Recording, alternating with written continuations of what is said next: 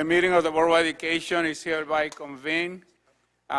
Please join us for a moment of silence in memory of Mrs. Joyce McKay, a longtime employee of the school district, member of the School 17 family, and also for the young ladies that were killed in the accident from Fairport High School. Please stand, and we will be led on the Pledge of Allegiance after a moment of silence by Commissioner Van White.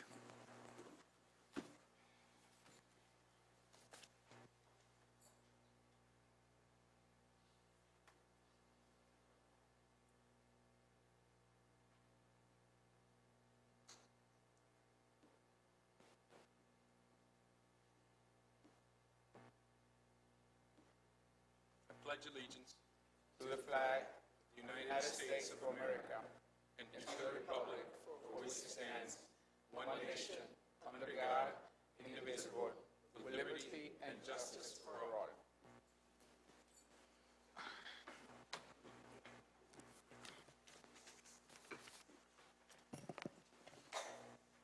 Thank you. You all received the minutes of May 24th in your packages last Friday. I'll entertain a motion to approve the minutes of the meeting held on May 24th, 2007. So moved. Removed, then, is there a second? Second. Second by Commissioner White. Are there any questions or corrections to the minutes? President Garcia, Commissioner Elliott. in reference to we asked last month in reference to Lewis General Tires if that was a minority firm, and we got an email back indicating that it was not a minority firm. So I just want To make the correction, Lewis General Tires, as I understand, is a woman-owned business, but it's not a minority firm. thank you. Commissioner Thompson. President Garcia, I'd like to make an amendment to the quality assurance report that I gave in May. It did not include the fact that QA had pointed out the fact that our policy committee, our board, can raise the graduation age from 16 to 17. We did refer the 17 to 18 age issue to CIGR, but I did not include in the QA report that we have the authority to raise the age from 16 to 17. Fine, if that was part of your report. Yes, that should be. Any other corrections? All in favor, please say aye. Aye. Opposed? The ayes have it. We have no speakers addressing agenda items, so we'll then proceed with the superintendent's report. Dr. Calla. Thank you. The first order of business is to give perfect attendance awards to two honorees that have 13 years of perfect attendance.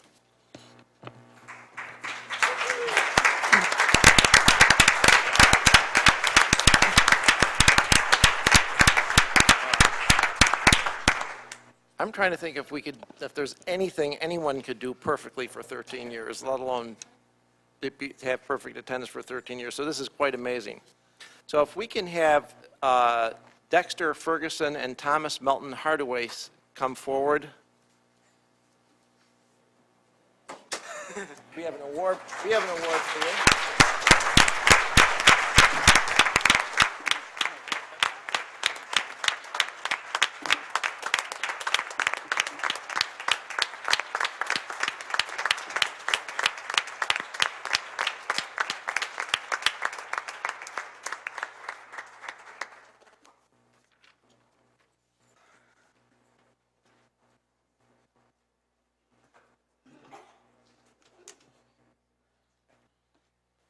We have a plaque that reads, the Rochester School District congratulates Dexter Ferguson for 13 years of perfect attendance in school from kindergarten through high school.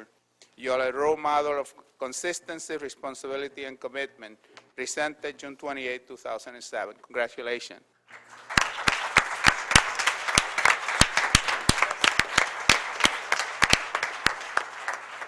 Is Thomas Melton Hardaway here tonight? No. Okay. reads the same for 13 years of perfect attendance from kindergarten through high school. Your mom, your parents are at all? Mom and grandmom, will you stand up, please? Woohoo! All right.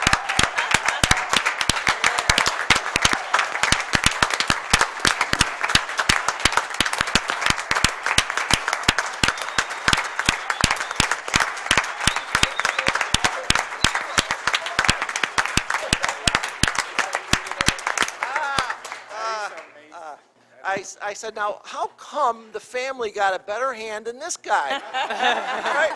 So I asked him, I said, what's the story? He said, because they're the ones that got me up in the morning. Right. Congratulations.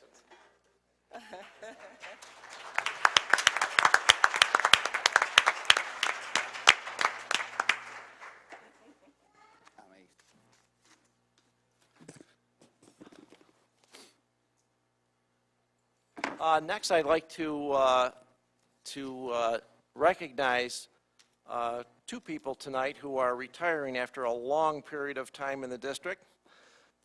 After more than 33 years of employment in the Rochester City Schools, currently as Chief Communications Officer, Barbara J., would you stand up?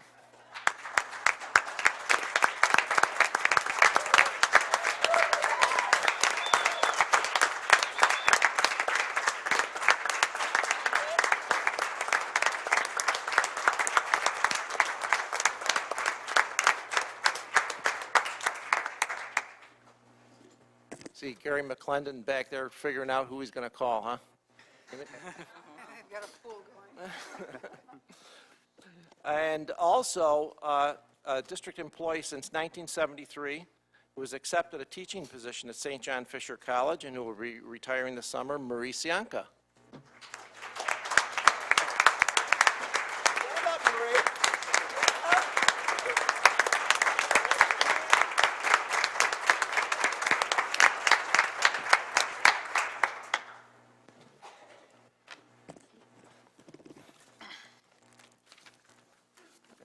It's good to have good things to report. You guys are going to have, well, I had, I think, 8 months of retirement. It was good for 8 months. We are also today in the resolutions, we'll be appointing, hopefully, two people, two principals. Najma Abdul Mateen. Najma, are you out here?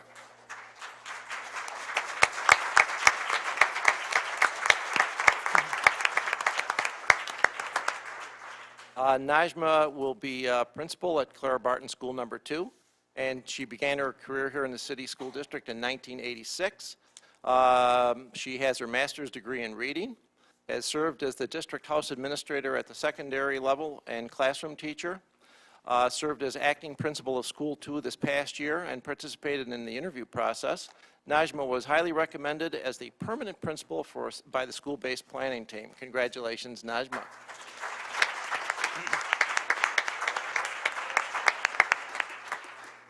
Susan Francis Ladd. Susan, are you there? Hey.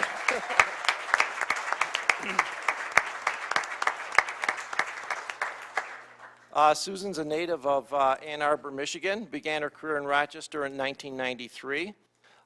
In addition to her master's degree in administration, she has a master's degree in elementary education and is certified in reading recovery. She has served as a literacy coach and as lead teacher for the district. She's currently this year the acting principal and participated in the interview process conducted for 28. Again, highly recommended as the permanent principal by the school-based planning team and the district's bilingual council. Congratulations, Susan.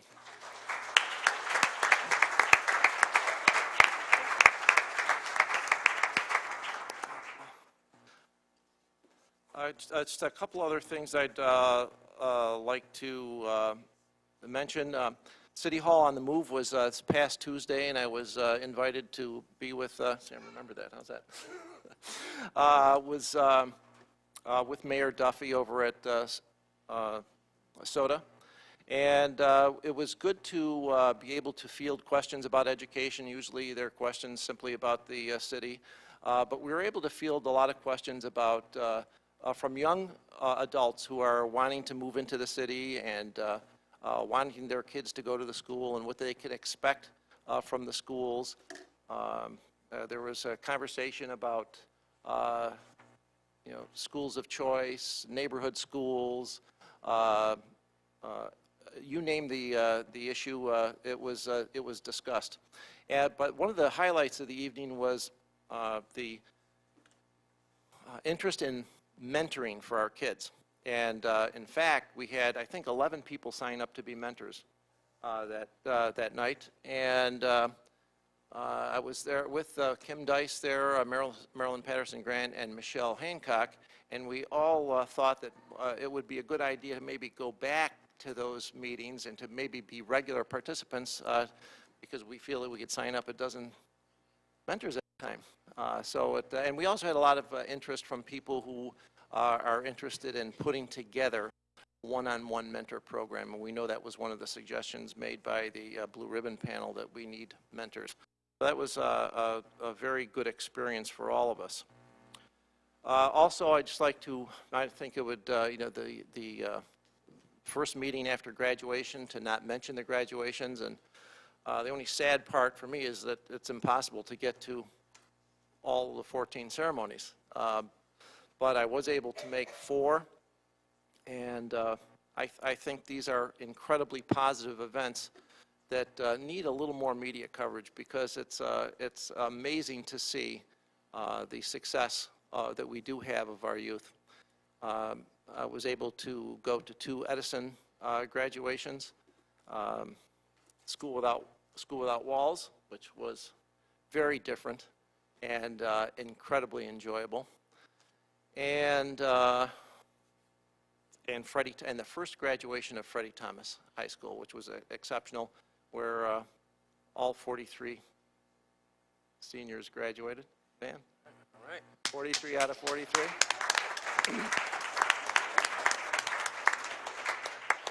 Yeah, we're asking that statistic more and more often now, So it was very encouraging to see the success of our kids. But it's also interesting to note that we are, the statistics that we get about 4-year graduations. It's good to have a 4-year graduate, but we shouldn't belittle the fact that we have kids graduating in 5 and 6 years. Some of these are truly greatest success stories, because in facing incredible odds, kids, because of their perseverance, have gone on and graduated. 5 girls from School Without Walls had babies. 1 had 2 babies. 2 had 2 babies. 2 had 2 babies. I can't look at that as a failure, yet that statistic will not show up on a 4-year graduation rate. I look at that as not only a success, I looked at that as the most incredible occurrence, and it's something that we should be incredibly proud of. So I'm very proud of those students, and I will work very hard with the state to make sure that those kids get recognized, and that they get recognized for beating the odds. So I'm very pleased with that. And also I want to thank the commissioners who were there for their very kind words at the ceremonies, because those words are very important to the kids. I think they're very important to know that adults care about them, and they do inspire kids to go to greater lengths. So that's truly appreciated. At this point, there is a Student Leadership Congress presentation, I believe. President Garcia, I just have a question of the superintendent, if I may, or just a Yes, comment. you may, Commissioner Elliott. In reference to the mayor's meeting, Superintendent Kayla, one of the things that I think, well, to us, I guess as board members, I would like for us to consider for the future, this meeting the mayor had was with young professionals. Now, they're going to marry and have children. The question becomes, are they going to stay in the city, or are they going to move to the suburbs because those schools are better? And so I would say to us as commissioners that we need to prepare this school district so that those young people who are now working earning a living, but someday are going to be married and have children, we want to have our school district just as competitive as the one in the suburbs. So as commissioners, we need to keep that in mind. How do we prepare the school district so that this district is as competitive as the ones in the suburbs? Thank you.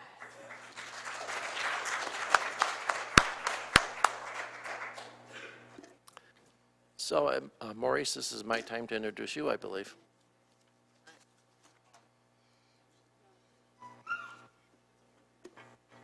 Moving.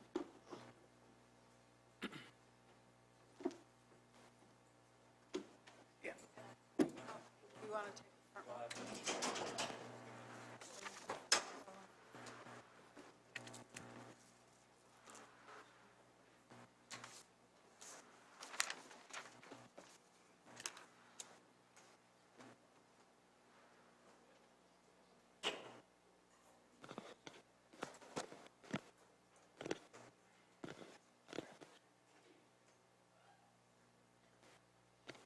Good evening. As the school year closes, so is another successful year for the Student Leadership Congress. The Student Leadership Congress is an organization of secondary school students dedicated to serving the school district and the community around the district through community service projects. Every year, the Leadership Congress takes on a major community service project, along with several mini projects to help the district and the community around it. This is a slideshow that was put together by the Leadership Congress. I would like to introduce Jasper Moore, alumni of Charlotte High School. He will be a freshman at Genesee Community College next year.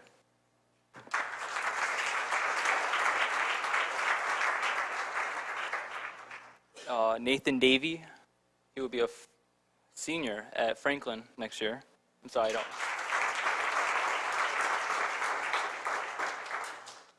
Khalila Rashid Kuehler, she will be a junior at Wilson commencement next year.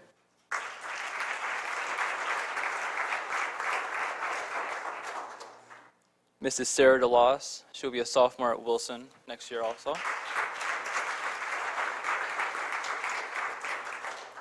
And Justine Cruz, who will be an IB senior next year.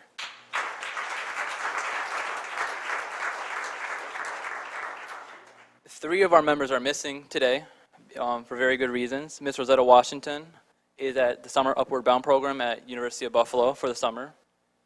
Elazar Ramos is in Florida for the National Youth Baseball All-Star Team. And Ms. Wanda Perez is in Puerto Rico visiting family.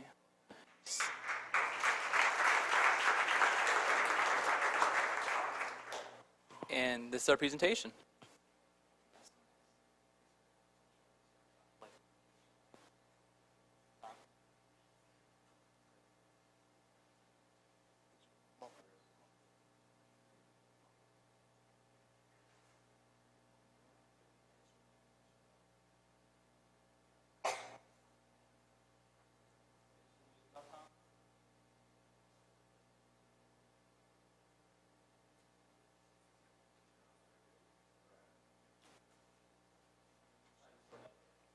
Having the opportunity to meet Life Jr. was a once-in-a-lifetime opportunity.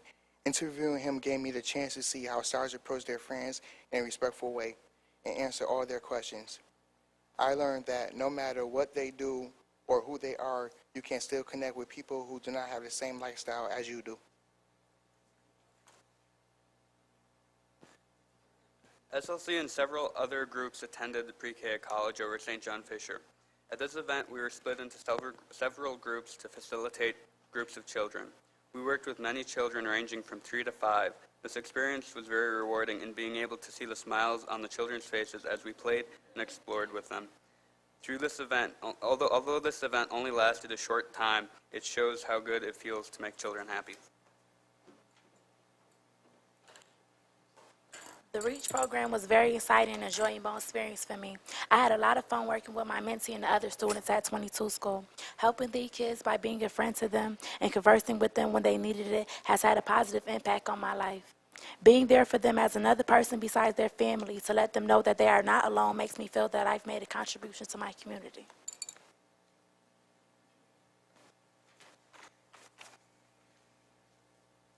Being a mentor in the REACH program with school number 22 students has greatly benefited me and working with my little sister and these young students has taught me that we all have a role model, someone we can look up to. I've learned that sometimes we all need a little help along the way and a word of encouragement to get us through the trials and the tribulations that come our way. To conclude my year with the REACH program, I would like to think that my peers and I have left a memory with the 22 students that they can take with them forever, and they can go back and be able to smile.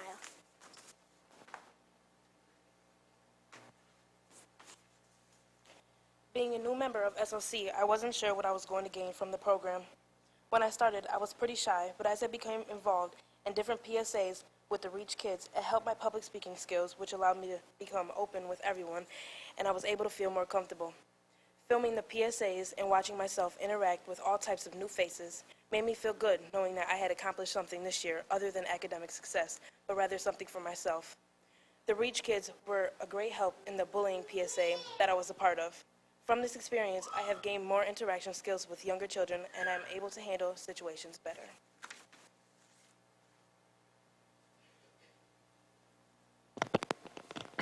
We've had a wonderful year. We wouldn't have been able to do any of this without our 3 advisors, Mr. Tom Petronio, Ms. Barbara Jarzanicki, and Ms. Nicole Crocker. Next, we're going to show our public service announcement that we made.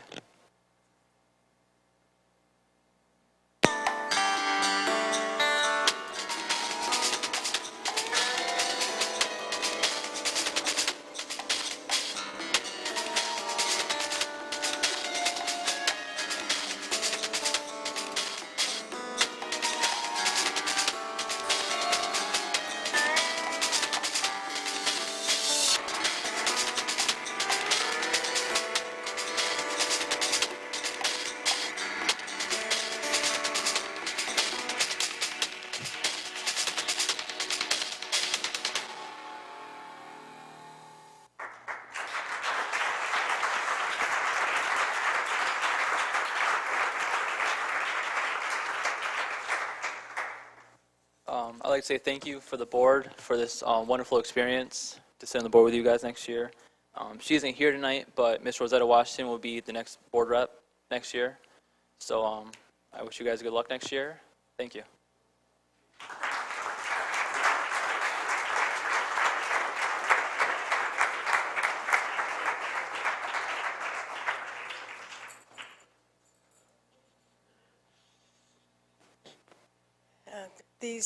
These students represent the best in our district.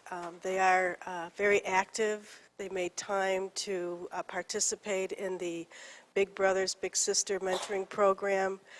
They made time to call their little brothers and sisters. We had a situation where one of the brothers sort of like fell off the branch, and they sent very wonderful notes to him to let him know that they're still there if he needs support.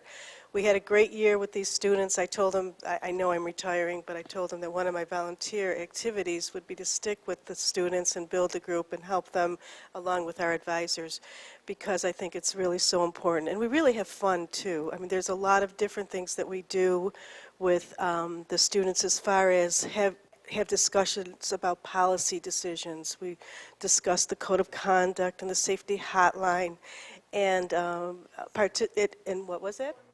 Thank you, the athletic eligibility policy, Mr. Brennan. We did discuss that too.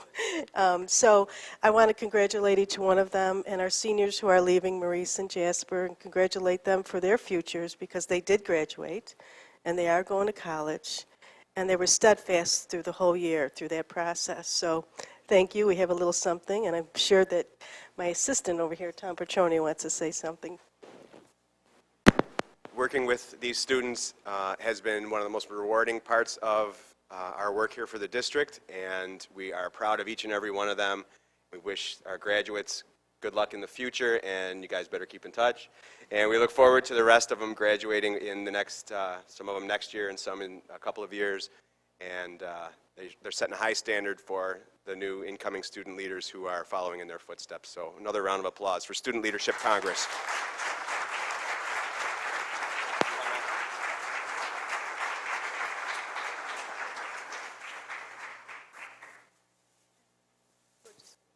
Some little tokens of our appreciation for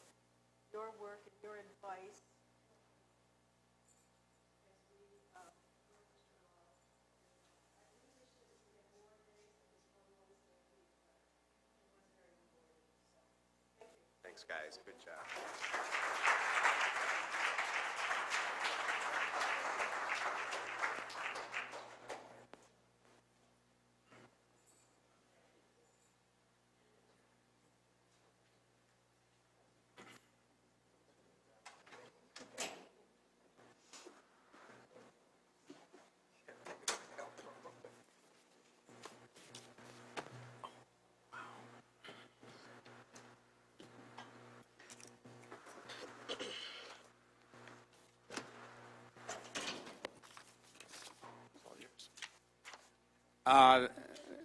That concludes, I think, the superintendent's report. Anything else, Dr. Cala? That's it, thank you. Thank you very much. Are there any questions for Dr. Cala? There'll be none then. We will move on with the agenda. I want to make sure, though, Ms. Dunsmore, that we did record Mr. Evans' vote on the minutes. I think he voted yes. You did vote yes? Yeah, I would just want to make sure. Standing committee reports, and we'll start with, to our rights with Commissioner Brennan, the policy committee. Sometime soon after the 4th of July holidays, the policy committee will meet, and among other subjects, we will take up the Lead Safe Schools policy, the proposed personnel committee, an idea of Commissioner Elliott's, an amendment to policy 4350, multicultural global education, and increasing the dropout rate, or excuse me, the dropout age from 16 to 17. Be sure to get that correct. I also had the opportunity to attend, as did a lot of the other board members, and in my case, it was the commencement at East High School, and it was a wonderful and inspiring experience. Dr. Cala points out the importance of us going to show support for the students and the achievement that they made, but what might also be mentioned is how inspiring, how much the students and their achievement inspires us and gives us strength and inspiration and hope. Often in this job, we spend an extraordinary amount of energy and attention on things that seem to have little to do with that, but that's what really counts. And the achievement on the part of those students, their friends, their families, sometimes in the face of adverse circumstances, is heartwarming and inspiring to us and gives us the strength to muddle through our job in the inadequate way that we do sometimes. And it was just a wonderful experience. And I wanted to note that. Concludes the report. Thank you, Commissioner Brennan.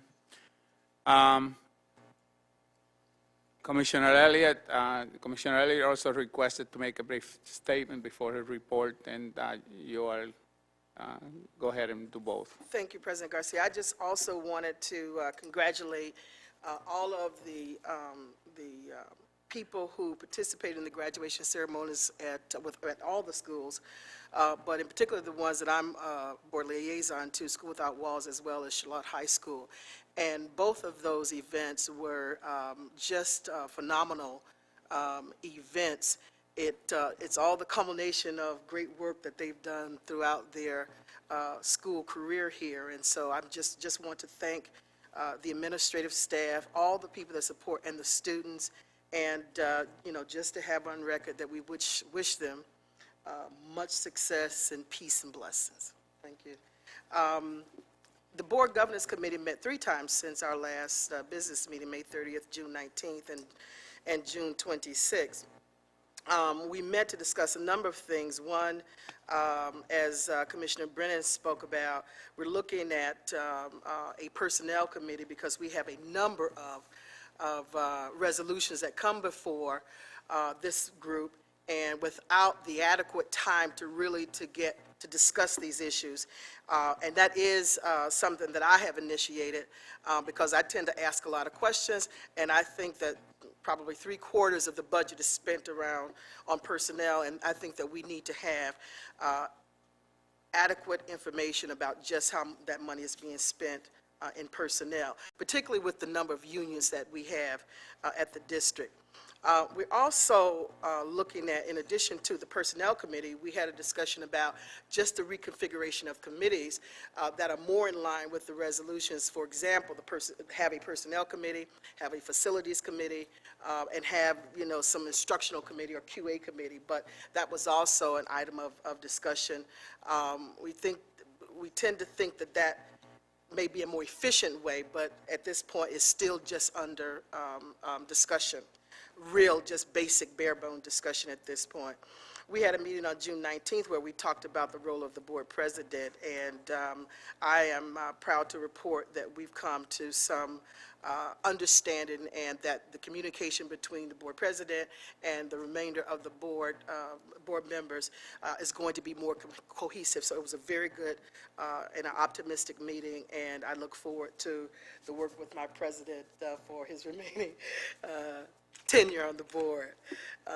Also, the Board Governance Committee is looking at its role in terms of overseeing and supervising and evaluating the board staff. So that's another item that we're looking at, and we'll discuss that more in our July meeting, which is going to be on July 31st. Thank you, President Garcia. Thank you, Commissioner Elliott. Commissioner Evans.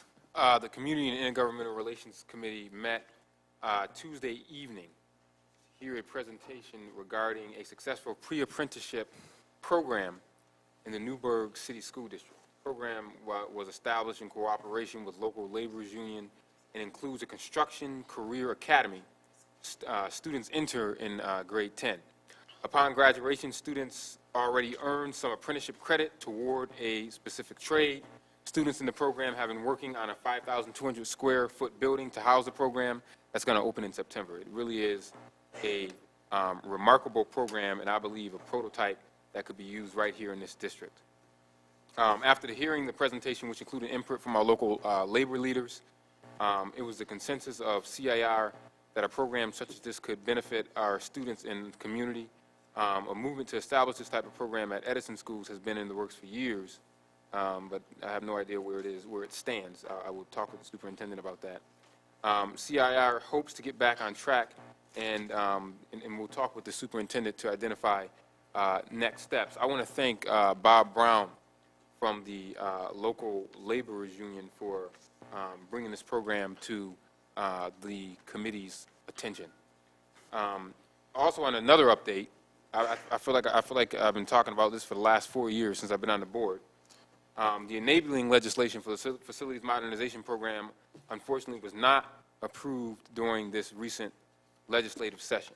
But everyone knows that I see the glass as half full, and I'm optimistic that hopefully when the legislature reconvenes in July, they can work out the differences and it can be signed by the governor, so that way this crucial initiative can be moved forward. I do want to thank our delegation for their hard work and time that they put into this legislation. And for the record, let me say that I don't blame our delegation at all. They did everything that they were asked to do in terms of pushing this forward.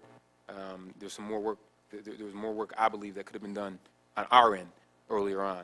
But I do want to thank them for their hard work that they did put forth in terms of getting the bills filed and having the bills out there. And I believe that we can have this hopefully pass in July. That concludes my report.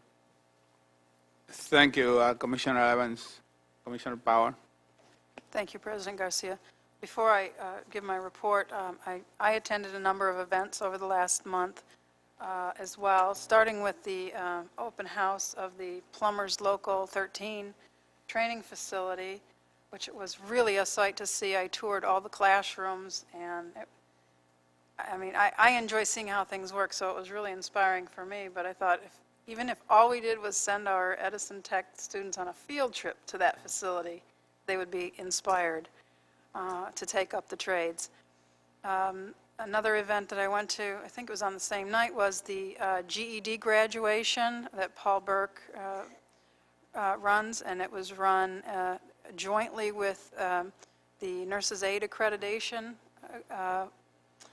for adult education in our district. It was a wonderful event, crowded house over at Hart Street. It was a delight to be there.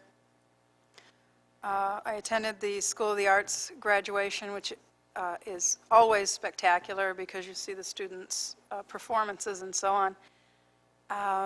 And then also attended the Jefferson High School's first high school graduation since 1989. And the dichotomy between the School of the Arts graduation and Jefferson was astounding, in part because the teachers were so overwhelmed with emotion at the prospect of seeing their babies, who they've been with since the 7th grade, graduating. I mean, they couldn't even get their gowns on before they started crying, so it was really emotional from the beginning, but also the difference in terms of what the students had to get through to achieve. I mean, the student government president was a Sudan, one of the walking boys of Sudan, by way of a refugee camp in Kenya. The salutatorian and valedictorian were both English as a second language students. The adversity that they had to overcome to graduate was profound and very concentrated. The poverty, the lack of English background, the special needs among the group, it seemed to be more than the district average present and represented in the Jefferson graduating class. And for that reason in itself was inspiring to see how students could achieve against so many odds. So those were the events I attended, and I was very pleased to be able to. With regard to the Finance Committee report, we met on June 12th, and the resolutions in tonight's packet, resolutions 807 through 848, were reviewed carefully and come with the committee's recommendation. For those of you who like to mark up your packets, resolutions 807 through 825 are the facilities resolutions. Resolutions 826 through 837 are procurement and supply. Resolutions 838 through 848 are the technology resolutions. Our next scheduled Finance Committee meeting will be July 2nd. We do have financial reports for May that need to be approved. So if I might move for the acceptance of the financial reports? Second. Yes, it has been properly moved and second. Is there any discussion? There being none, all in favor, please say aye. Aye. Oppose? Mr. Evans? Aye. Thank you. The ayes have it. Thank you, and that concludes my report.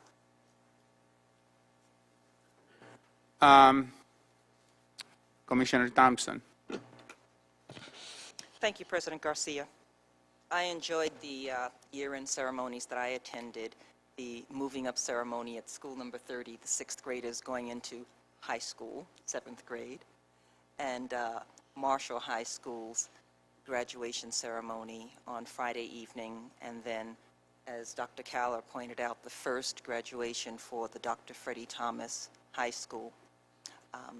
Midge Thomas, the ceremony was dedicated to Midge Thomas, Dr. Freddie Thomas's widow, and she always handles those kinds of situations with grace and dignity, but she was quite touched with the presentations that were made to her.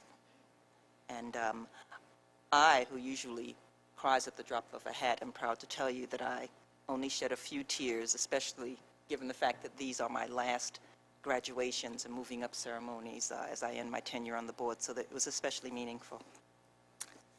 But about quality assurance. The Quality Assurance Committee met on June 11th and the 27th. On June 11th, we heard a presentation about the Major Achievement Program in place for grades 4 through 6 at 7 of our schools. This program served 440 students in the 06-07 school year. Students are selected for the program based on their standardized test scores and other criteria. QA was discussing the program in order to determine whether the qualities of this program might be distributed throughout the district to benefit all students. We had a lengthy discussion with several follow-up questions, the responses of which I see have arrived on the dais tonight, and we anticipate discussing it further. We also heard an update on the African and African American Studies Department on June 11th. This initiative is moving forward. The director position is being advertised locally and nationally. Nationally. Chief of Diversity Michelle Hancock envisions an advisory panel of local experts to guide the department. The department will infuse African and African American culture into the existing curriculum. It will not be an add-on or in conflict with the current New York State assessment preparation. QA is pleased with the way the initiative is developing, but we do believe that the board should have a policy in place establishing the initiative. So our recommendation is that the policy committee consider amending policy 4350, the multicultural global education policy, to reflect the addition of the African and African American perspective. We approved a motion at our meeting last night, June 27th, to forward this proposal with amended language to the policy committee, requesting its review and consideration for recommendation to the full board. And we anticipate that this recommendation will be on the board's July agenda. Our next meeting will be on Wednesday, July 11th, instead of our customary second Monday. It'll be Wednesday, July 11th at 6 p.m., and as always, members of the public are more than welcome to attend. That concludes my report. Thank you. If there are no objections, the recommendations of the QA committee to forward those two items to the policy committee would then move to the policy committee. Commissioner White. Yeah, very briefly, let me say I concur with my colleagues. It was wonderful to attend not only the graduation ceremonies, but the moving up ceremonies. They were really special. To all the parents, pupils and principals, preachers, whoever you are, cafeteria workers, bus drivers, sentries, we are also very proud of your accomplishment. This is not just what the students did. This is also what you all did to support them, and we all are very proud of the good work that you have done. No matter how many students graduated, no matter how many students moved up, you've done a great deed for your community, and it'll pay off in the long run. But on to the audit committee report. And the audit committee, this stuff I'm going to read. The audit committee met on June 18th. We discussed the 2007-2008 comprehensive annual financial report, referred to now as CAFR. We also discussed the 237 outstanding RTA grievances, implementation of the whistleblower hotline, our meeting schedule, the audit report format, and the audit plan timing. Deloitte & Touche has begun work on the CAFR. Reports are due to the City of Rochester September the 14th. That's an estimated date. And the CAFR must be issued by December the 31st, 2007. We have asked the administration to report on the status of the 237 outstanding RTA grievances, as we continue to have an interest in the timely movement of those grievances, and we understand that the administration and its staff are working with RTA to make sure that that backlog is cleaned up or clearly understood. Regarding the whistleblower hotline, we've indicated that it should be established in accordance with Board Policy 9645, approved in October of 2005. We are still working out the logistics on who handles the calls and how they will be handled. Audit is expected to meet at least 4 times a year. We have decided, however, to meet monthly in order to support the audit function. Audit reports will be provided to us in a summary format. That concludes the Audit Committee's report. Thank you, Mr. President. Thank you, Commissioner White. I'll then turn the podium over to Commissioner Thompson. She's going to make a report on the Native American Initiative. President Garcia, I did want to make one additional comment, if I may. Yes. Very brief. I really think we need to give credit where credit's due, and when I attended the graduation ceremonies at Marshall and Freddie Thomas, I specifically asked the principals if they felt the extra effort that was given to support the struggling seniors had paid off, and both said most clearly that it had, and I think that Commissioner White needs to be recognized for stepping up and really lighting a fire to get that extra support going. And so I thank you for Our that. fellow members will give Commissioner White a big applause. Yeah.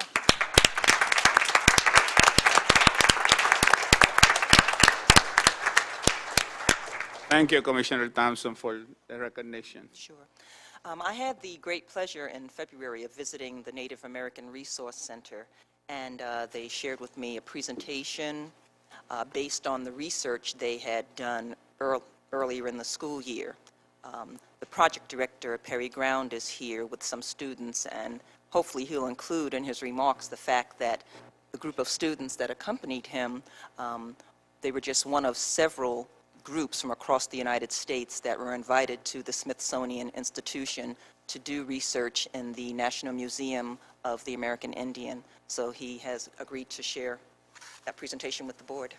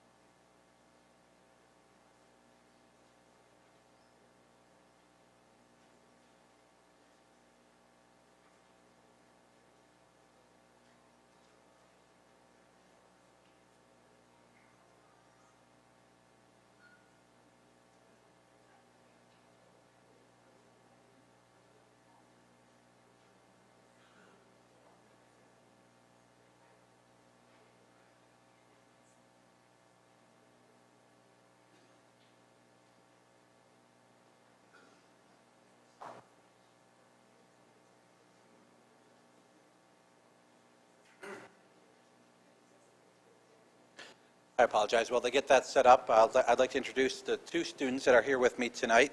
Paula Plaza, who is Beaver Clan Seneca, and also Chandra Martinez, who is Turtle Clan from the Mohawk Nation. My name is Perry Ground. I'm a Turtle Clan member of the Onondaga Nation, and as Commissioner Thompson stated, I am the project director of the Native American Resource Center. Our center has been part of the district for more than 30 years, but many people still don't know that we exist, although we have been trying very hard to change that over the last couple of years. For many years, people in the program simply came to the program, learned about Native American history and culture, but they did not share that with the rest of the district. And it's been my belief in the 4 years that I have been the project director that it's very important that we share that information with everybody in the district as much as possible to support the learning of students, particularly in 4th, 5th, and 7th grades when they are working with Native American studies. Once we get this going, we do have a very interesting presentation for you on a program that we were accepted into this year through the National Museum of the American Indian. Each year, the National Museum, or usually we say NMAI, so you'll hear me use that acronym a few times, they offer to students across the country the opportunity to come and work at the museum for 1 week out of the year. They allow the students to come in and handle the objects that are in the museum's collection of over 1 million items. And that is a very rare instance for people to be able to actually touch, interact with the items, and be able to learn about the items by actually interacting with them, which was one of the main reasons why I wanted our group to participate. We're searching. It's much better with the pictures. We're a step forward if we're searching. Try the F8 again. Sometimes we need it again when we search. Let me tell you a little bit about the Native American Resource Center there while we're waiting for this, and we'll skip over the first couple of slides if we get to it. Our mission at the Native American Center is threefold, and we instituted this mission 4 years ago. Number one part of what we do is provide cultural enrichment education for all of the Native American students that attend school here in the Rochester City School District. And we also try to partner with the Greece Central School District and the Rush Henrietta Central School District as well to provide education for their Native American students. Currently, we have over 207 Native American students within our districts that we offer services to. And the number one service that we provide is offering this cultural education through our weekly classes and through bringing in guest speakers. And we try to connect our students with the Native American community that we have here in Rochester and also to the Native American communities that we have around New York State. Mostly we learn about the Haudenosaunee, but in the previous couple of years we've started to expand that to take time to learn about other tribes in different parts of the country. This year specifically we learned about the Lakota because we do have 2 students who attend our program that are Lakota from the Rosebud Sioux Reservation in South Dakota. So it's important that we understand the differences and the similarities in our Native American tribes. The second part of our mission is to support the students in their academic endeavors. We want to prepare them for higher education. When I first started in this program a few years ago, and I started telling the students back when they were in 2nd and 3rd grade that they would someday go to college, this was the first time that someone had ever heard that. And I told them that they should go to school and have perfect attendance for 13 years like we saw earlier. They haven't listened to me yet, but we're getting there. And that they should get good test scores and that they should do well in their classrooms. We try to support them with homework assistance or tutoring so that we can ensure that they are successful in their classrooms. You know, we're switching equipment now, so we're moving right along. The third part of our mission, and a part of our mission that has become quite dominant in the amount of time that we spend on it, is getting this information about Native American people out to the district at large. We want to serve as a clearinghouse for information about Native Americans. One of the ways that we offer this service to students in the district is by providing 3 different outreach programs. And each year, we provide over 200 programs in classrooms in schools around the school district. More than 3,000 students are served every year through our outreach program, and we hope to increase that number next year with the reorganization of staff that we underwent this year. So getting this information, helping to prepare the students particularly for their 5th grade social studies test and the 8th grade social studies test is one of our primary missions this year. Also, we offer teacher workshops and in-services for teachers to support their learning about Native Americans. We have a whole team working over here now, so.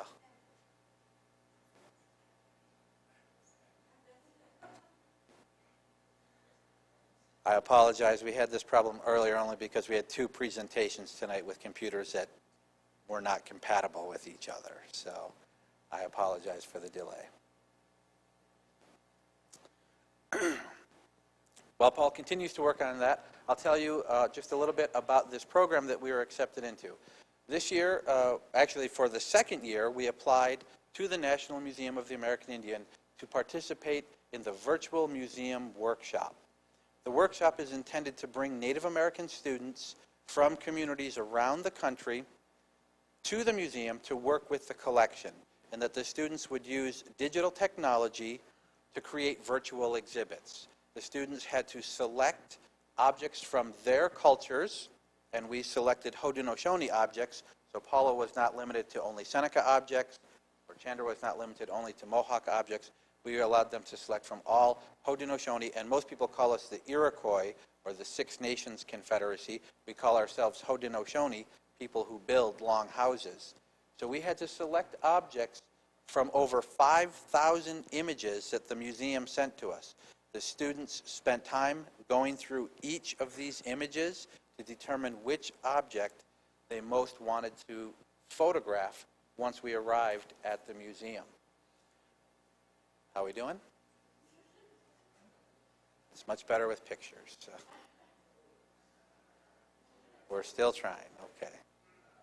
It worked perfectly at 6 o'clock before we drove here, of course. So,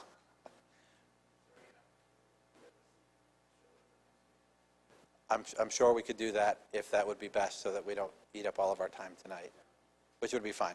Let me just say, with the Virtual Museum Workshop, one of the best things about it was that it had no cost whatsoever to the district. The Smithsonian paid entirely for the program. They paid for us to fly to Washington. They put us up in a very nice hotel for a week. We toured several museums around Washington, but the students each day, Monday through Friday, spent a work day at the Cultural Resources Center. They were, in essence, employees of the Smithsonian during the week that we were there. We prepared for this all year long with safe handling techniques. They took tests. They selected their objects. They developed themes for their exhibitions. And next month, we will show you those exhibitions so that you will have something to look forward to. I apologize for the technical difficulties, but thank you for your time.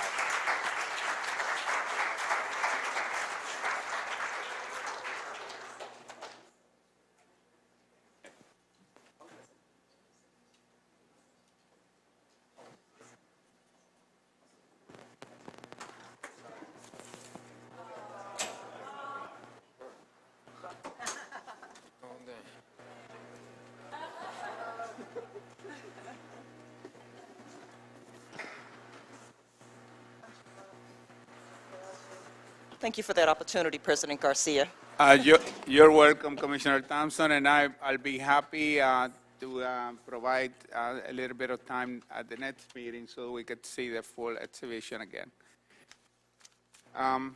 We'll move on then to the resolutions. Commissioner, Commissioner Powell, yes, point of order, by the way. thank you. You're Returning welcome. to the Finance Committee report, again, for those who are following along, the three categories of resolutions I broke down did not include three other resolutions the Finance Committee did review. But you'll find them in the other category, I believe. Resolution 849 through 851 were also reviewed and are being recommended by the Finance Committee.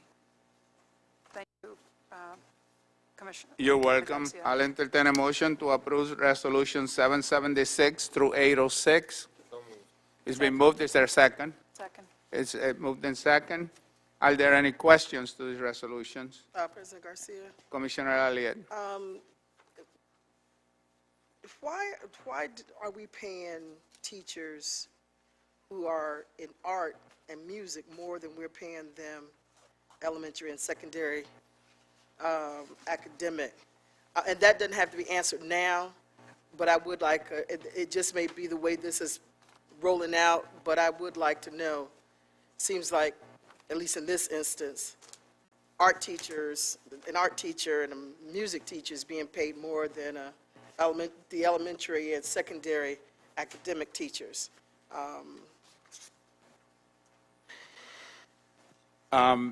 You will take an answer to that question later. Later. After the meeting. Thank you. Anything else? All in favor of the resolutions, please say aye. Aye. Oppose? I oppose 778 and 779. Thank you, Commissioner Elliott. All the other, except for those two. You said it through 806, I apologize. 793, 794, 796, 797, 798, 799, 800. You oppose all of those? Yes. Thank you. I'm abstaining from Resolution 794. Thank you, Ms. Dunsmore. The reason for my abstention is that a couple of family members are mentioned in the resolution who are both are teachers. The ayes have it, all the resolution. Thank you. I'll entertain a motion to approve Resolution 807 through 825. So moved. Second. It's been moved and second. Are there any questions? Yes, Mr. President. Commissioner White. Not a question so much as a comment. With respect to resolutions 807 through 848. First of all, I want to thank the staff for responding to my questions at the 11th hour. Thanks again. But this is really a comment. I noticed that we got a list in response to Commissioner Thompson and I's question, I think, regarding minority contractors. And it lists, on this list that we receive, resolutions 807 through 844, whether the contracts involve women contractors, African-American contractors, and so forth, and subcontractors. Did I understand, Mr. President, that that the resolution should have this, that these identities should be on the resolutions? But we asked several times for those resolutions to be identified, so we at least know, what kinds of contracts are going to minority contractors. Right. And as I went through the resolutions, I noticed, I think there was only one reference, and it was to Panther Graphics. And if you just looked at the resolutions, you would think we're not giving many contracts to minority and women contractors and subcontractors. So I would ask that the staff, Mr. President, just do that, because it makes it a lot easier for us to understand, and it's more accurate. Dr. Cala, would anyone be able to identify those resolutions that include Jim minority Coney. contractors? Mr. Coney? While he's coming up, if I might, President Garcia, if you look at Resolution 818, you'll see Bless you. these being a new bid, a significant number of them have the designation identified. I think that when we have a new contract, there's been a particular effort to identify it, but when we're doing final payments and so on, because it's already at the end of the pipeline, there's a sense that maybe it's not as important to know. Mr. President, would it be, is it difficult to do this? I understand that why this may have happened this way, but it would be... Dr. Cala has designated Mr. Cooney to respond. Please allow him to do so. Yep. On the resolution, we marked MWBE for the prime contractor. You don't see the subcontractor on the resolution. That's in the detail behind the resolution. What we would have to do, if we identified the subcontractors on the resolution as to MWBEs, we would have to either expand the resolution or just put an MWBE and put subcontractor without the name. Because all you see on the resolution is the prime contractor. Commissioner White is asking if is there an easy way to identify minority participation in those contracts? Yes, I'll include it on the resolution. It would just expand the resolution. We can do that. But you could say X percentage of this contract is being handled by minority contractor, could you I not? can do that, yes. Thank you. Okay. Thank you, Mr. President. You're welcome. Any other questions? Mr. Evans, how do you vote? Aye. Everyone else, please say aye. Aye. Aye. Oppose? The ayes have it. I'll entertain a motion to approve Resolution 826 through 837. So moved. Been moved. Is there a second? Second. Thank you, both. Commissioner Powell. Are there any questions regarding procurement of supplies resolutions, the resolutions advanced by the Finance Committee? There being none, all of those in favor, please say aye. Aye. Aye. Commissioner, Mr. Evans? Aye. The ayes have it. I'll entertain a motion to approve Resolution 838 through 848. So moved. Is it moved? And is there a second? Second. Thank you. Any questions regarding the Information and Technologies Resolution advanced by the Finance Committee? There being none, please say aye if you agree. Aye. Aye. Oppose? Mr. Evans? Aye. Thank you. The ayes have it. I'll entertain a motion to approve Resolution 849 through 857. Please remember that Resolutions 849 through 851 will advance by the Finance Committee. Any, is that been second? Second. Thank you. It's been moved and second by Commissioner Powell and Commissioner White. Any questions? Other than just saying thank you for the gifts that are included in that section, thank you for the gifts. And Commissioner Thompson. As we wrap up the final resolutions, I had pointed out a technicality which apparently is inconsequential, and that was that some of the resolutions refer to the recommendation of the superintendent, and others refer to the recommendation of the interim superintendent. Apparently, it doesn't matter. It's the same Have that person. inconsistency. Okay, Thank you. certainly. Mr. Evans, how do you vote? Aye. Everybody else, please say aye if you agree. Aye. Oppose? 851, no. 851 is no. Thank you. That concludes the resolutions. We don't have any unfinished business from previous meetings. We don't have any new business discussions. We have a number of speakers, so each speaker has 3 minutes, and I will interrupt you after 3 minutes if you continue, so I will please ask you at the end of the 3 minutes, conclude one sentence and allow the next person to have their opportunity. I'm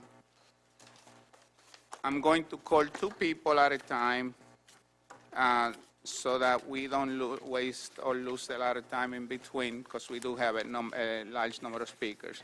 First one are the students, Mr. Antonio Vargas and Mr. Matthew Dowell, Jr.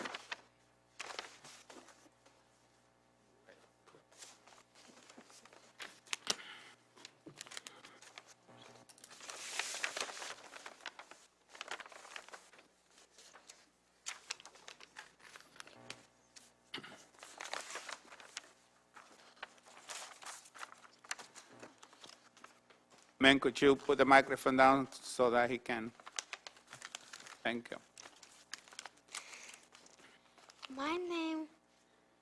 My name is Antonio Vargas Galena. I am from School 25. Me and my mom have been going to the horse farm, and I love it. I love all the horses, but my favorite is Baby Doll. I have learned also a lot at the farm and have made many friends. Begin around the horses, and my new friend makes me feel good. I have really never had friends before, but now I do. They do not make fun of me like the kids at school. And Matt really cares about us. It's really, really nice. I like going to the program. Also because it gets me out from the city, where we can ride the horses. At first, I thought it smaller.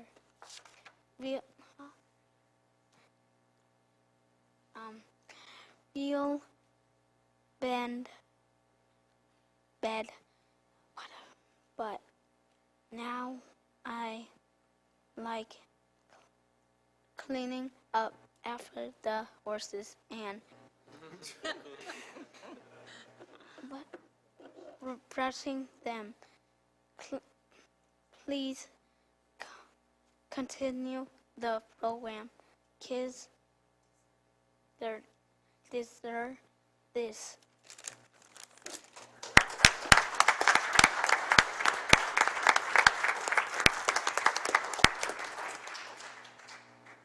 Hi, my name is Matt Doward, and I like the program because it teaches you self-discipline and how to respect something as if it was your toy or your pet. Also, my grades somehow went up since I've been in the program. And on my weekends, I'd be sitting home, being bad or getting into trouble somehow, somewhere.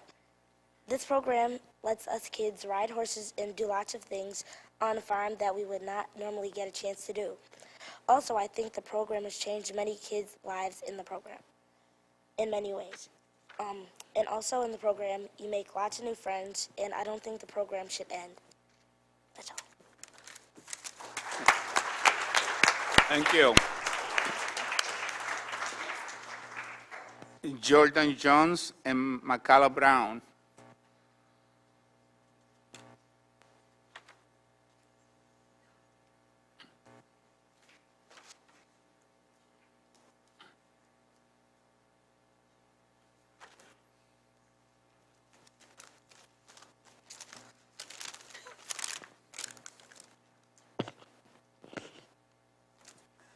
In the beginning of me being involved with horses, I didn't know nothing about them. The closest I ever been around a horse was watching them on TV. I really became nervous of horses because I watched them run over people. I watched them move away when a man was sitting on their back and the man was left hanging there. I seen horses kicking people with their legs. I started thinking they were evil animals. I went to the farm with my family. I saw other kids rubbing their hair, and some were feeding them. Back then, I was small, and seeing the big horses, I was scared. They were much bigger than me. Now time has passed, and I'm bigger. I got involved with a horse friend. I learned that horses are very kind. In the program, I learned how to clean the stables, groom the horse, and also learn the materials that belong on a horse. Then I got a chance to ride on a horse. That was a great experience for me, so I wish this program was still run.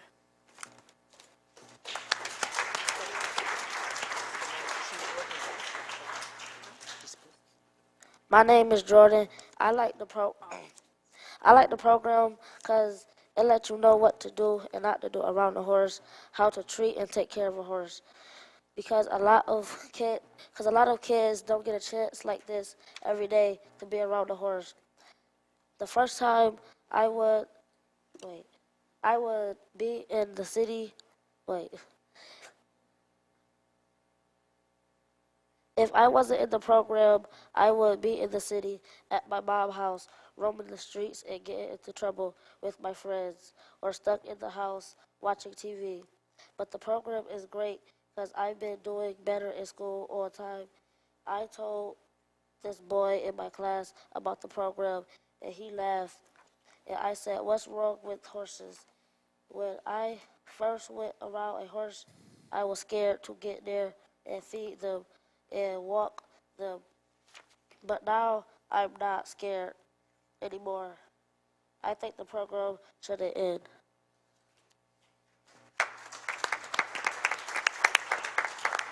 Thank you. Samantha Galina and Deborah Jones.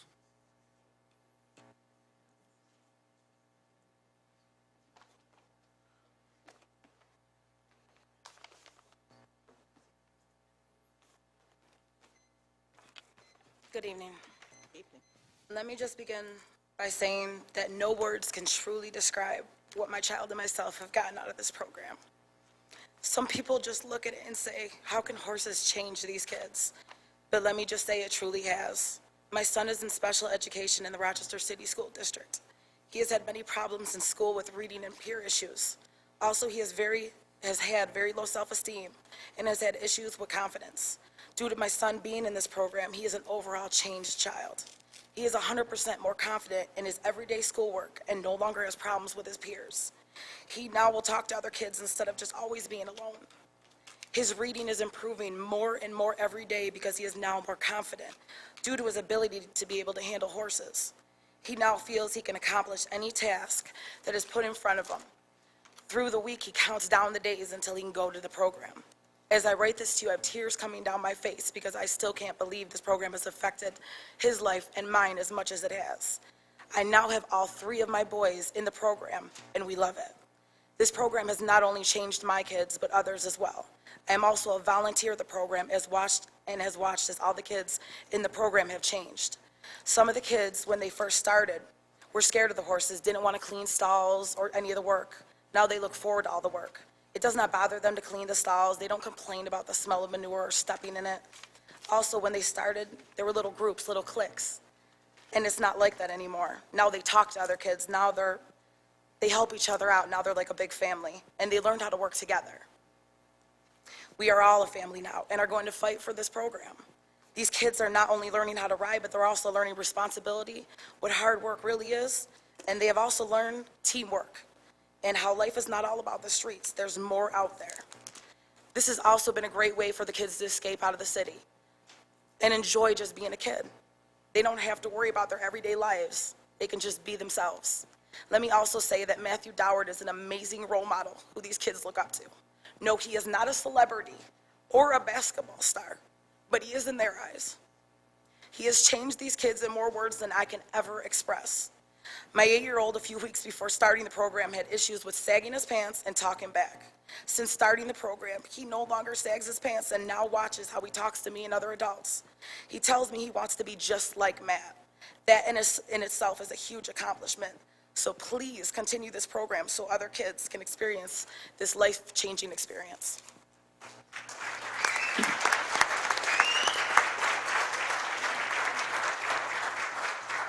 Deborah Jones.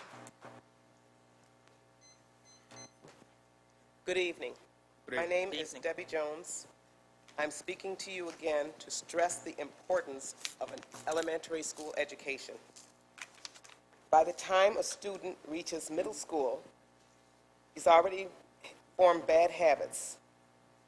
Higher curriculum standards should be formed and made universal to all district schools. Students should be able to move from one school to another without going through a transition period.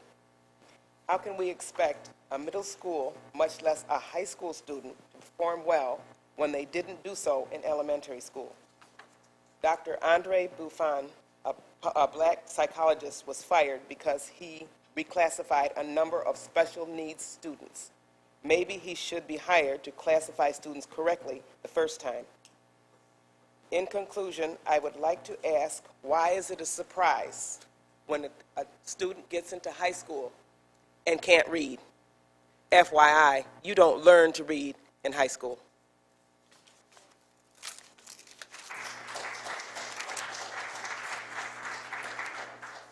Amy Gravitz and Melody Gardner.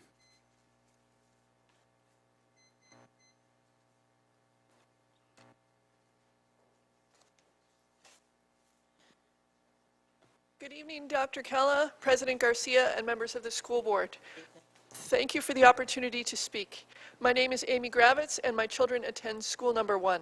I am here to discuss 2 issues which are of grave concern to me as a parent. My understanding that in an attempt to boost high school graduation rates, the district is removing special education teachers at the elementary level to redeploy them in the high schools. At school number 1, this means that we are losing 1 full-time special ed teacher and 1 part-time special ed teacher. In a school of about 350 students, this loss has a direct impact on more than 200 children. While I am grateful that the Great Beginnings program, which assesses all kindergarten and first graders at school number 1, has mostly been reinstated, the special ed component of that team has not. In grades 3 through 6, there are more than 100 students who receive academic intervention services. The special education teachers at school number 1 play a major role in the provision of these services. My understanding is that the loss of these positions will mean that 1 itinerant special education teacher will be in the building 2 hours each day. The 200 school number 1 children who need substantial academic support will simply no longer receive it. I stand before you tonight to request that school number 1's full-time and part-time special education teachers be reinstated. The second issue that I bring before you this evening is that the district has been remiss in not communicating this change to parents and other stakeholders. Parents don't know that we are all about to lose special education support at the elementary schools in this district. Parents of children who receive these services do not know that they are about to lose them. Taxpayers, of which I am one of, do not know about it, nor do employers. Please do not make the mistake of making this decision in isolation without hearing what the community has to say about this redeployment of special education services. I personally believe that it is a bad decision and absolutely the wrong thing to do. It's bad for elementary students, and if they don't get the services they need at a young age, I question whether they will even be in high school to receive them then. This is a bad policy for everyone: students, parents, teachers, taxpayers, and employers. The effects of this bad policy will reverberate throughout the community for decades to come. Don't keep stakeholders in the dark on this issue of elementary students losing crucial special ed and AIS services. The community will echo my words in a heartbeat. This is a bad policy for everyone. It is absolutely detrimental to the hardworking students of School Number 1. I beg of you to restore the special ed services that we are currently slated to lose. Thank you. Thank you. Melody Gackner.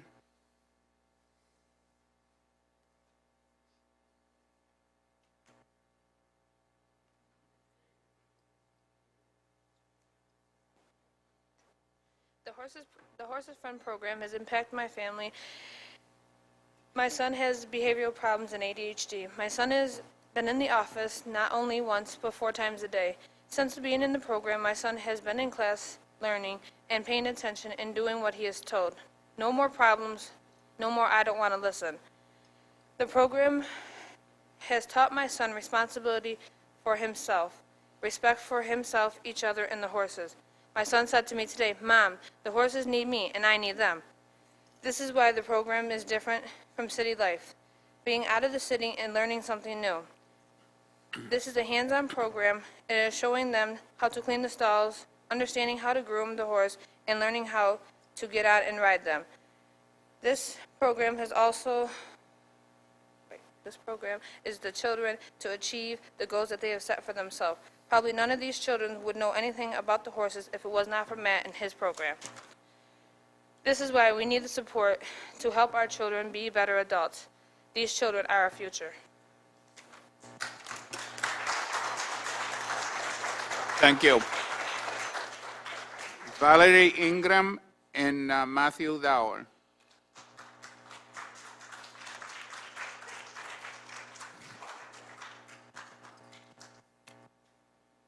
Ms. Ingram? She's not here. Go ahead, Mr. Dower. My name is Matthew Doward. I'm the founder and director of a Horses Friend program. The program was put together about 2 years ago to coincide with some of the inner city violence that's been going on. It was my way to actually get some of the inner city kids out of the city on a regular basis and teach them self-respect, responsibility, nurturing, caring through the use of horses. The major focus of our program is to teach the work ethics. Kids come out, they're paired up with a horse, they learn how to groom the horse, they learn how to feed the horse, they learn how to ride a horse, they learn how to clean up after a horse. Then they're taught how to ride. First day, I can remember Mrs. Hancock actually sent us 30 kids out to our program. The kids were on the bus, the windows rolled down, it was in the wintertime.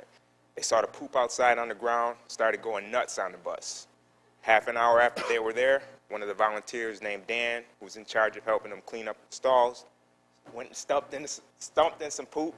After that, we haven't heard anything from the kids about stepping in poop. We have a mentoring part to our program as well. What we do is we give your students the opportunity, your students and our kids the opportunity to come out to our program for 6 weeks, and then I, in turn, give them another 6 weeks for free to mentor the new group that comes in. What's happening with that is now we've got people actually coming to us.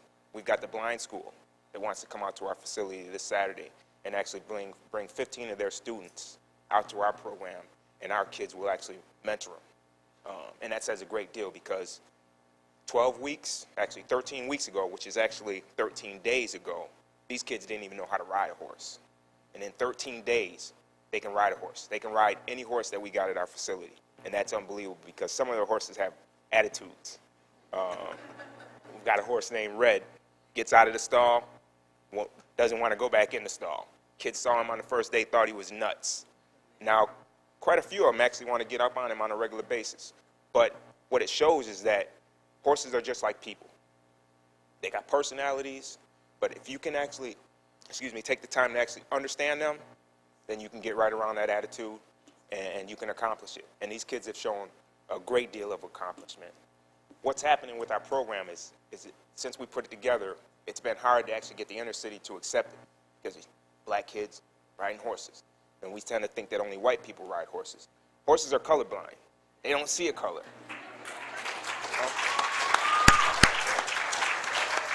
So what we need is more support.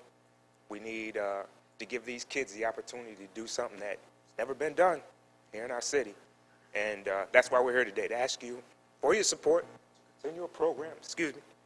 That's great. You know, I got the opportunity when I was 8 or 9 to go to Batavia Downs, clean stalls, learn how to ride horses, and I want to give that back to them. It kept me out of trouble, and it's doing the same for these kids, and they've actually come up here and told you that. So, I'm sorry, but this is my way of giving back to them.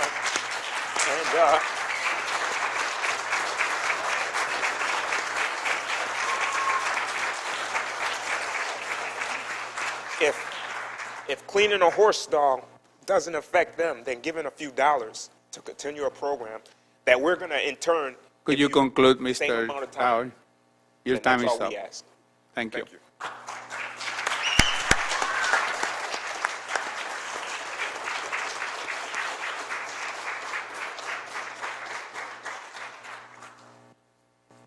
Rebecca Woodward and Daniel Horst.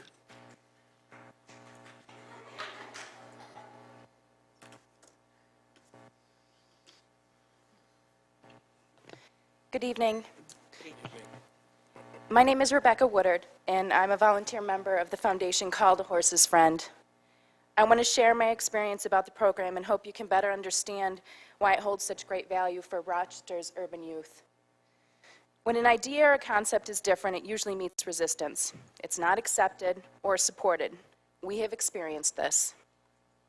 Now we stand before you with the proof of our success, right there. This program is helping children connect and reconnect with society, families, school, and new friends. I have experienced positive academic and behavioral advances in these children, the burgeoning of work ethic and pride. I have seen children who didn't smile. Those that refuse to partake are now mentoring others. We are helping children to be healthy mentally, physically, and emotionally. It took something a little different. It's not a rec center. It's not a sports program. It's a program that pairs urban children with horses, the countryside, and becoming a horse's friend. I remember one of the first days I stood in our meeting room at the farm with the 30 kids. We were asking the children why they wanted to be there.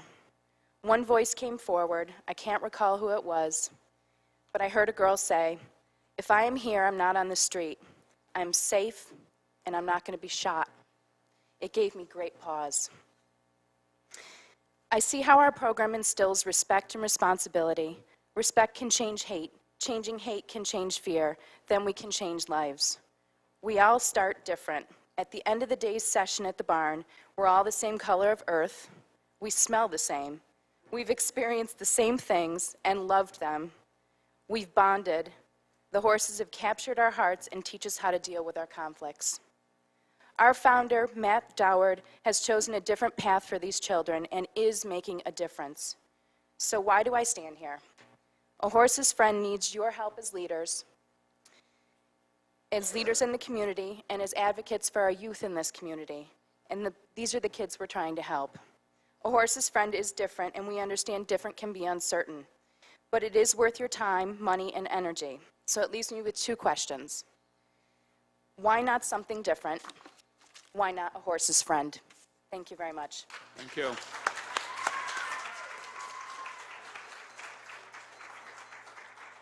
Mr. Daniel Hurst. Hi, my name is Dan Hurst, and I'm a volunteer with A Horse's Friend. When I started with Matt's program, I thought I would volunteer my time to be with the horses, which I hadn't had a chance to do since I was a kid. Working with inner city kids was certainly a plus, but my desire was to be around the horses. What I have observed since starting it has been a real eye-opener and decidedly changed my reasons to volunteer. These city school kids got off the bus the first day and wouldn't look me in the eye.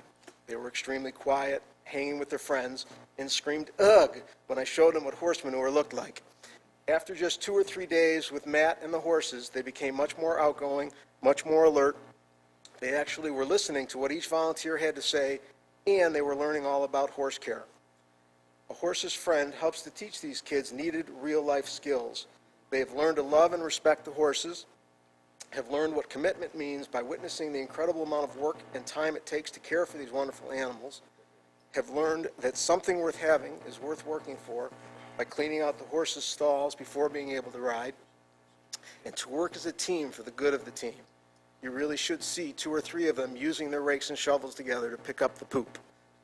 These children are the future of our country. Certainly, they need to be able to read and write, and they need those academic skills that the Rochester City School District works so hard to provide. But they also need to learn that there is life beyond city streets, that responsibilities such as cleaning stalls, grooming the horses, polishing leather bridles and saddles can lead to a greater reward, such as riding a horse through the woods with a few of your friends. I have read many articles stating that music and the arts help kids to be better students. There is no doubt in my mind that a horse's friend is helping these students in the exact same manner. Since that first day with a bunch of quiet kids that did not seem to care, we now have a group of children who have learned to listen to their elders, work as a team, and who have shown a love and respect for the horses as well as the volunteers who help them.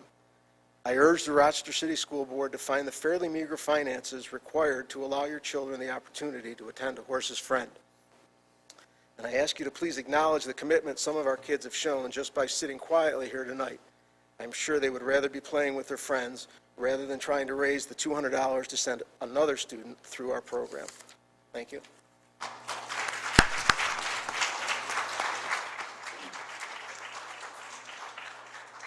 Mr. Ron Ring. Mr. Kerry Corbin.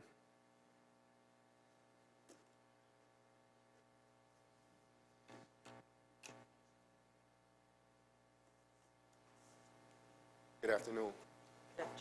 I want to start out by saying our schools are truly a reflection of our society. And if we, as leaders, don't have integrity and don't have character amongst our children, then whatever we set up will fail. Okay? I used to be a district employee. I'm a proud parent of 2 daughters. I have one daughter that's going to take the bar exam next week. Okay? I have another daughter that's an honor student at school number 30. And I've tried to get up here and speak because I try to basically tell individuals here of misconduct of individuals here. And I was ostracized. I was brought into court. I had cops run in my house. I had people tell me that I wasn't good enough to speak in front of people. But yet and still, my daughters love me. My wife loves me. My daughters are successful. My wife is successful. And I am successful. There's people in this room right now that are leaders, but don't have integrity and character. They choose not to say, hey, as a leader, I made a mistake. People will respect you more when that happens. Not to hide behind a political agenda and sit back and say, hey, he's a bad guy. Listen to me. No. Just like that man said back there, people, just like horses, have attitudes, different personalities, character, okay? You may not get along with it, but it's up to us as adults to get along with that, okay? We must, as parents, as citizens, as taxpayers, hold these people accountable, okay? Mr. White mentioned something about a whistleblower. I'm a whistleblower. Part of the $13 million that the state attorney general says that we have to pay back for programs that never was existing here in the district, all right, was part of one of the programs that I was at a school when I was an employee here. And when I try to make a stink about it and tell the right people, I was ostracized. It took 15 order protections, 23 charges in court that I was found not guilty, till finally I almost had a minor heart attack Monday. And I just finally said, enough is enough. I'm a taxpayer, and I'm a parent. I'm a parent first. My daughters will be successful, regardless of individuals that don't have character or integrity And by the way, claims they're going to be the next superintendent. I don't want this. I want someone that's a leader that's going to take the chance to take a step out and make a risk. Will you conclude, Mr. Coleman? Thank you. You're welcome. Catherine Cornea and Cleanda Florence. Good evening. My name is Katie. Sorry. Hello. My name is Katie Cornier, and I am a teacher in the district at School 42, as well as a volunteer in the Horses Friend program. And it gets better. Mr. Doward has added in this program a classroom activity where the children have to read and research the horses and do this on their own. So I'm here speaking on behalf of them. So it's not just riding a horse, it's also taking that initiative to go back and research on their own and come back with questions. A Horses Friend program is a youth program that incorporates a classroom activity within a daily routine of cleaning the horses, the stalls, the tack, and riding the horses. The day is set up so that children work both in small groups and whole groups, learning about horses and horse etiquette. The key to the program is that it encourages children to make connections of what they are learning about horses through hands-on experiences to what they are reading and writing about within the classroom at the barn. Most of the children not only limit their research and reading to the Saturday program, but will continue to educate themselves throughout the week. As an educator, this is what we aim for on a daily basis. We encourage our students to make their own connections and to continue to reinforce and educate themselves above and beyond the school day. The children want to know more about the horses, so they take the initiative to ask questions or answer their own questions through reading more about horses. We all know that this attitude encourages a lifelong learner. Therefore, a Horses Friend program is an amazing program because it has a focus of not only challenging students to better themselves and their lives, but it encourages them to educate themselves in order to be a better student and person. As an educator, I know the importance of taking control of your own education and future and challenging yourself. I also know the importance of exposing children and adults to new ideas and learning experiences that could influence and encourage their future success. Our children deserve the world and all the opportunities it entails. This program is an opportunity most urban and suburban children may never encounter. However, with the first 30 students, we have only seen positive growth and development in all the students from behavior to academics in only 14 days. I'm here asking for you to support a program that allows children to challenge themselves, their minds, and the stereotypes. Our children deserve the opportunity to succeed in all walks of life. Please continue to support a program that sees the importance of children, their education, and their future. Thank you very much. You're welcome. Ms. Florence?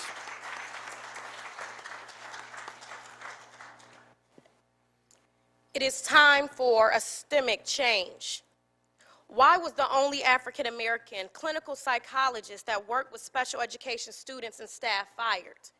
Dr. Calla, on behalf of CAFE, Community Advocates for Educational Excellence, we are making a plea that you stay. We need someone that has children on the agenda and who is visionary. We need someone that is willing to step into the flames of failure that are plaguing our children, families, and community, and give them the hope and resources they need to succeed. We need a district that puts families first. There is no child care for board meetings. Schools are not inviting and seem to only extend the right hand of fellowship to parents and the community when children are in trouble. We need a board that strips themselves of themselves and their political agenda, who will take the district to the level it can and must be. As a district, we need to withdraw from No Child Left Behind. Our children should not be tracked for the purpose of the prison pipeline. It is time that the district adopt a pedagogy where students see themselves in the curricula and their voices are heard. In closing, this is the year of the open door for the district, for students, for family, and the community. We need a healing. As a graduate student and a former student of the district, I aspire to be a part of the bridge that will take our children, families, and community to a greater level of success. Will you? Thank you.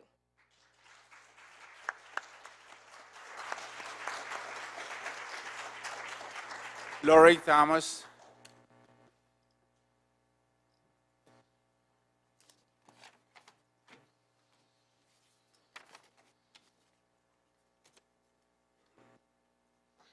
Good evening, members of the board, good evening, audience. The only thing evil needs to thrive is for good men to do nothing. It was a quote from World War II about what was happening in Nazi Germany to the Jews. And the miseducation of our children is an evil that must be eliminated from our educational system. I don't know what more I can say. You've heard me time and time again, bringing light to issues, offering solutions, hopefully creating an avenue of communication between the board, the district, and the community. While it is not always possible, I try to remain positive, and it's just confusing for me to be able to see and to see people who understand what the problem is, and yet the problem persists. It's confusing for me. It's tiring for me to keep going to meeting after meeting after meeting to say the same things over and over and over again and see our community leaders making the same decisions and watching our children fail again and again and again. I do. I believe that you're all good men. And I don't think that you're doing nothing. But I think that what's being done is having no effect because programs like this, Edison Tech, there are so many wonderful programs in the district. Students First, I love it. There are so many wonderful programs in the district that are here today and gone tomorrow, and our children aren't being given the opportunity to say, I want to do this, I want to go here, I want to experience that, because we're putting our money in the wrong place. We're putting our efforts in the wrong place. We're putting our belief systems in the wrong place. Our children are not test scores. Our children are not federal funds. Our children are not standardized. They're individuals. And while some children need a horse, and some children need a video, and some children need a tool, we have to recognize that and stop standardizing our children and seeing them for the wonderful individuals that they are and teaching them to be successful in the area that they love. It's what we were given. It's what I was given, an opportunity to be successful in what I love to do and who I am. I'm a truck driver. I loved trucks, so I had the opportunity to drive trucks for 18 years. I was given that opportunity through school. I went to the Annex program. Yes, I will conclude in just a second. Okay? I was given that opportunity to do what I love to do, and we have to give our children that same opportunity so that they can succeed. Thank you. Thank you.